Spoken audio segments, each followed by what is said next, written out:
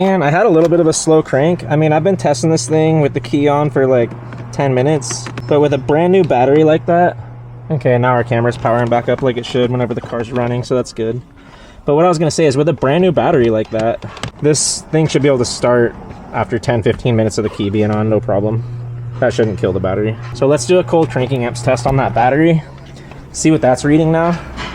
And then I want to fire this up and go drive it and make sure that stereo stays on, but I'm 100% sure that we got the stereo issue figured out. That was one of the symptoms he came in for, was the stereo was wigging in and out. So that's definitely that piggyback setup on that camera. Let's do a cold cranking amps test on this battery and see what it's reading now. It was at 658 before. It's testing at 534 now. We've went from 12 volts even to 11.9 volts. And maybe that camera was kicking on intermittently from losing connection, but that should be key power. Let me double check that on fuse 4 and make sure that's key power and not constant power.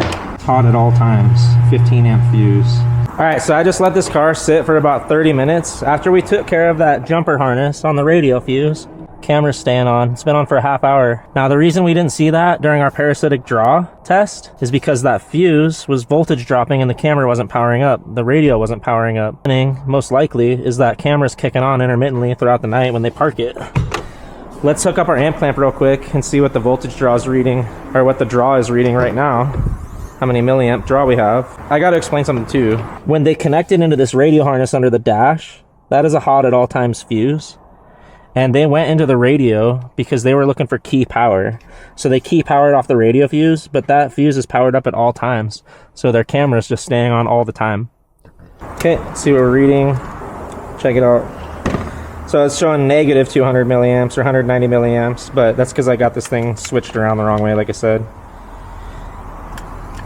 So you want your arrow pointed towards the battery. It doesn't matter, it's reading the same reading. It's just positive or negative. We've got a 203 milliamp draw. Now I'm gonna reach in here, pull that fuse out without opening the door or anything so I don't power anything else up. Okay, camera's off, just powered down. Jumper fuse is pulled. 18 milliamp draw. So that's definitely what was killing the battery overnight. That's definitely what was causing the battery or the intermittent radio issues. We don't do aftermarket accessories here. I'm gonna recommend that they leave that disconnected. If they want that dash cam hooked up, they need to get it installed properly. So what I'm gonna do is put the radio fuse back in the radio spot, leave their camera disconnected because that's what's killing their battery overnight, and let them know that they need to go to like a stereo shop and have this thing properly installed, because that's not how you do that, dude. So it just needs people to stop messing with things.